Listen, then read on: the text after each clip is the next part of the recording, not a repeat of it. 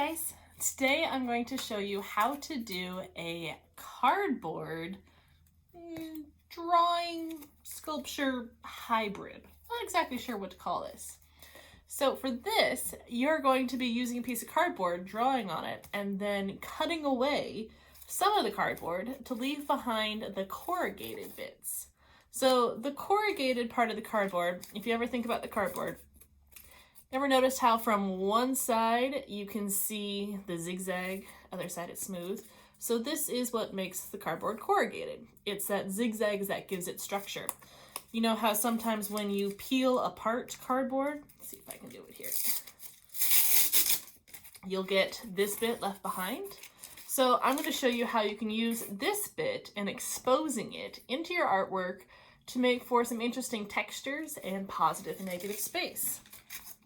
I'll show you going through the process of making this piece. Of course, it's Harry Potter, but you can see how I added the corrugated cardboard negative space in there. I'll show you how I did this one in this video if you keep watching along. Here's another one I did afterwards.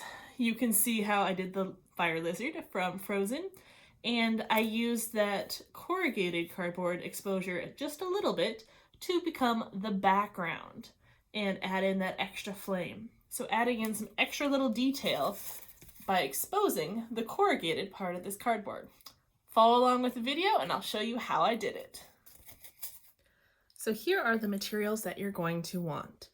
You're going to want some cardboard. I recommend having a couple scrap pieces that are kind of bent or ripped that you can use to practice some techniques on. And then a piece for your final. So I recommend not going too big. You notice the size of my hand. I didn't go with a giant piece of cardboard. Also, if it's got just like a little rip or fold, it's not a big deal, but you do want to try to have a fairly smooth surface. So the back side of this has some rips. I probably wouldn't use that, but this side's pretty smooth. I can work with this little thing in the corner, but ideally a piece of cardboard that is nice and smooth, not bent, no rips, no tears for your final. You are also going to want some other different tools. Definitely recommend a pencil for sketching out your plan. You're going to need a Sharpie or a pen or marker or something at the end to add some nice contrast. If you happen to have a white Sharpie or gel pen or something like that, or even whiteout, that can look really cool as well. Then we're going to need some different materials for cutting and kind of changing our cardboard. So you can use any or all of these depending on what you have. I'm going to show lots of different options. Probably going to want some scissors of some sort, at least for cutting out your basic edge of the box. You could use scissors for everything else. I find them to be a little bit more complex, but if that's all you have, you can make it work. Another great tool, fingernail clippers. If you open them up, if yours has this little piece that slides out, this can be a great tool for cutting into cardboard to get our cool designs. I'll show you that in a little bit. If you happen to have any of the little razors that you can extend out, if you're allowed to use them in your house, these can be very great. They're definitely very sharp. They are knives at the ends. So talk to your parents. Some of you guys might not be allowed to use these, but they can be useful if you happen to have them and are smart and safe. And then what also I find works really well is tweezers of some sort. Tweezers can be great for some skills later on to show you how to peel apart the different layers of your cardboard. I have just some regular ones that I use for my eyebrows, or I do have some fancy ones that are a lot thinner. My guess is most of you won't have these, but tweezers can be really useful as well. So let's start with practicing some techniques. So scrap cardboard for this, stuff that you don't care about. In this process, you're going to need to be able to carve back the top layer of the cardboard to reveal the corrugated bit underneath. So that's that middle part, the part that zigzags up and down. We're going to use that texture to really emphasize our project. So I'm going to use this first one to practice how to get to that. So let's talk about some options. First off, you could use your scissors, open them up, and then first thing I like to do is kind of use my fingernail and figure out which way is the corrugated cardboard running. I can feel it. If you're really quiet, you can hear. Hear how this way kind of feels like I'm bumping over stuff. So the inside of the cardboard is going in lines like this. You can also tell by looking at the ends. From this side, it is a smooth, solid opening. But from this side, we see all that zigzag. So that means we're going to have the areas running down this way. If you get the right angle, you can also see the bends in the cardboard too. So that's a great thing to keep in mind. So what I'm trying to do is I'm trying to cut through this very top layer of the cardboard, but not all the way through. So I'm going to see if I can use my scissors at the right angle and kind of cut into it a bit. I'm going to see if I can just kind of cut a little shape. So scissors worked. It was definitely a bit awkward. I had to tilt the right angle. Let's try some other options. If you happen to have a razor, these can be nice. You definitely want to be careful that you are smart with your cutting, that you're not cutting all the way through. So that can be a great one. Definitely a lot smoother line with that. Or the fingernail clippers, the little bit at the end. You could also use these. So it's definitely not as crisp of an edge, but you can use it to kind of cut through. Now, what we want to do is peel out these top sections of each. Use lots of different tools for this. Let's say maybe if I stick with this end, you want to kind of wiggle your piece into the cardboard until you can lift up a little bit, and then see if you can peel it back. This is why I like the tweezers a bit, because they can lift and peel for me. But you see, since we cut that top edge, it is only ripping that part. It is not going past that. We're trying to get all the way down to this bottom edge here.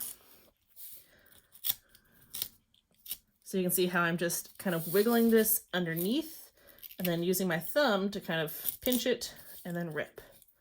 So you see how it's exposing that corrugated cardboard. So fingernail clippers work pretty well. Maybe let's try tweezers. So same sort of thing, coming in from the line, pinch and pull. Ooh, that one was nice and smooth. That razor made for a really clean edge. So if you have the ability to use that, that's definitely going to be your easiest choice, but not your only. Let's see. I wonder if I can even just get in there with the scissors. My scissors are pretty big, so this is kind of awkward. But I can still get in there, kind of peel it up, and just use my fingers. Ooh, that one actually worked out pretty well too. So you don't have to have super fancy materials for this. You can use whatever you happen to have at home, and it'll work out great.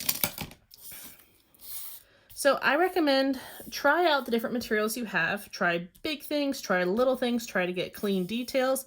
Do a bunch of little practice ones on a scrap piece of cardboard first. Again, we're really looking for showing that exposed corrugated cardboard, the wrinkles or texture kind of inside, but not cutting all the way through. The backside should still stay smooth. So I'm going to try out a bunch of different techniques on here just to practice and get used to it.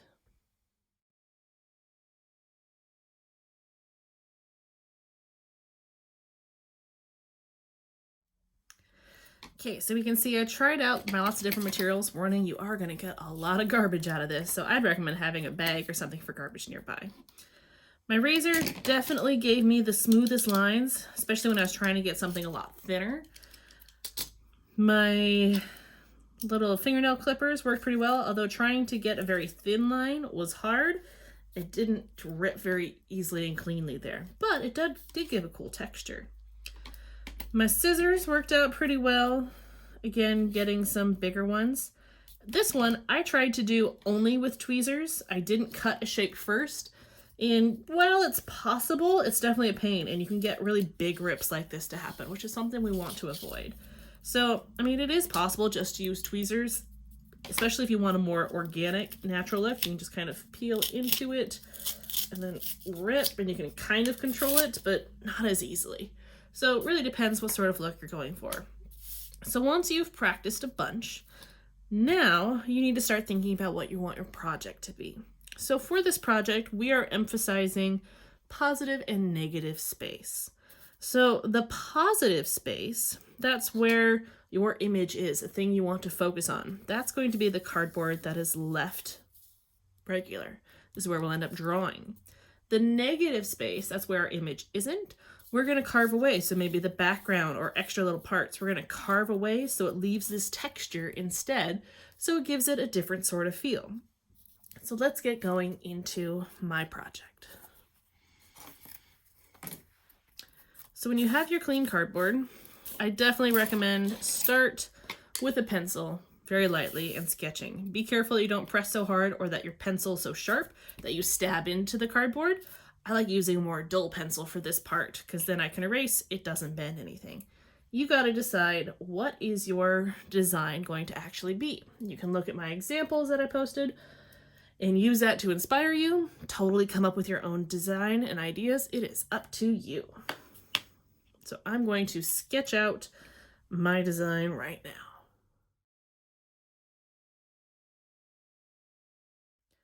So as you can see, I went with Harry Potter design. No surprise there.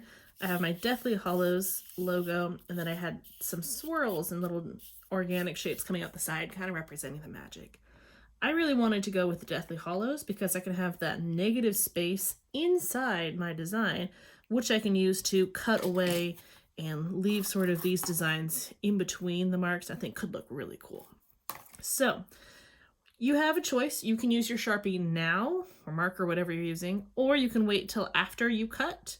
It's really up to you. If you're confident, I'd say Sharpie now. If you're worried about your cutting and ripping and design getting a little messed up, maybe wait to Sharpie afterwards to see if you need to adjust anything. I'm going to Sharpie first. I'm going to go over all my design and kind of decide how I want it to look. Now, I'm also going to add in some extra little colors at the end to really make it pop. I have some silver markers. I think I have some gold as well, so I'm going to add those in as well.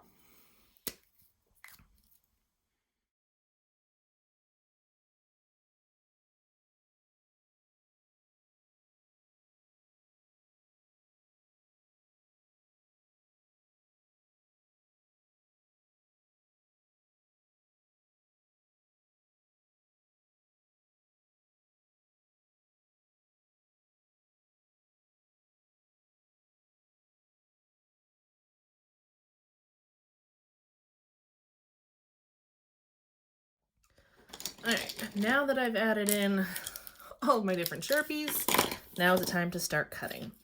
I'd recommend at this point, if you notice any pencil lines are showing through from your sketch, erase them now. If you have to try to erase them later, it is going to be such a pain because you might end up ripping different edges. So even though you might cut a lot of it off, I'd recommend take your eraser and clean up those marks now.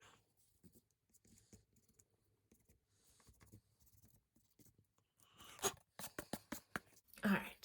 You also notice I put in some patterns and designs into mine as well. I have a feeling I'm probably going to add in some more later, but this was a great place to start. So now I gotta decide, how am I going to cut in my negative space? I know for sure I want to have it in the center. I haven't fully decided what I want to do with the outside, so I'm gonna start there first and then kind of stop and look at it and think and decide maybe I'll just do a little or if I want to do all of it. So you'll notice me kind of pausing and thinking at that point.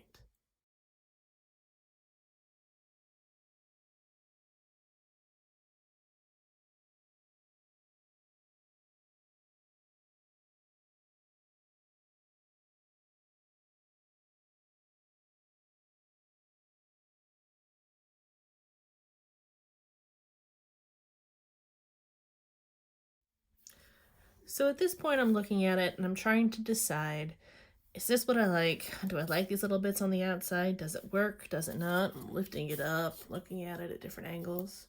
Ooh, the metallic looks good at different angles. I'm kind of thinking I want to get rid of all of that background, like I did on the inside here. I think the outside of these looks a little sloppy. I found out that trying to do the tight curves is not very easy, even with a razor. So I think it might be nice if I just made all of it corrugated in the back. So seeing that texture, sometimes you got to make adjustments to your projects as you go. And that is okay. There's nothing wrong with that. I think I might leave a little spot down here. I'm going to leave this area here. I think I might write in Harry Potter or something with my marker in there as well. But all this area around the outside, I'm going to cut that all out. All right. Whew, that took a while. I got a huge pile of scraps now. I wanted to show you what happens if you make a little mistake. Because I had a couple spots that peeled up that I didn't want to, like up there and down here. It is no big deal. Just get a little bit of glue. You want just the tiniest dot. Ooh, gotta open up my glue container. Come on, get unstuck. There we go. All right, so tiniest dot of where the glue needs to reattach it, press it back down and hold it in place. It is no problem. You can glue pieces back on. No one will ever know. Don't fret over it. Let's see, anywhere else? That part kind of peeled up a little as well. You might also come into what happened to me here was the corrugated part started to lift up as well. So, I mean, you could leave it there, give it something extra, or I kind of want to have it still there. So, use my tweezers. Come on, peel back up.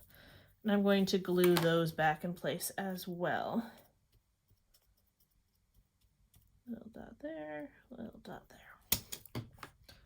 I want to be precise. I'm going to use my tweezers because I want to make sure I still get that wrinkle the best I can. There we go. That'll work.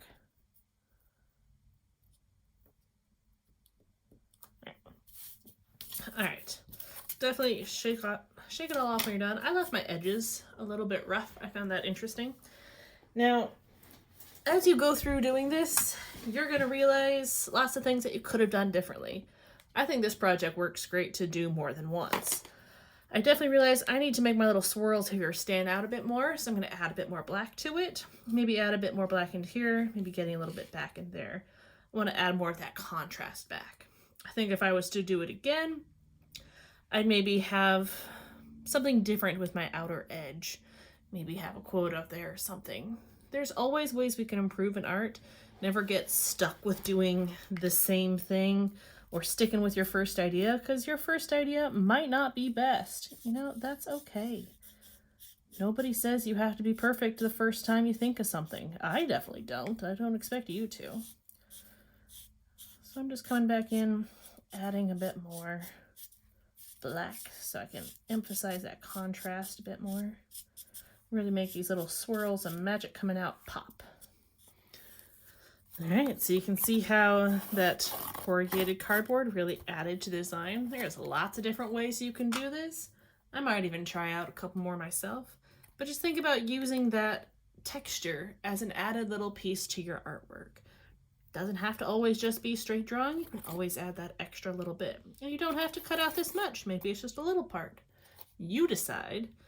And know that this project does take a while to do. It is not something you can get done real fast in a half hour. I spent quite a while ripping out all those pieces, and honestly, I could put in a lot more effort to clean up all those little chunks as well. Maybe design my edges more. Okay, so really take your time. Think about this. Maybe do this off of a drawing that you already have and work from there.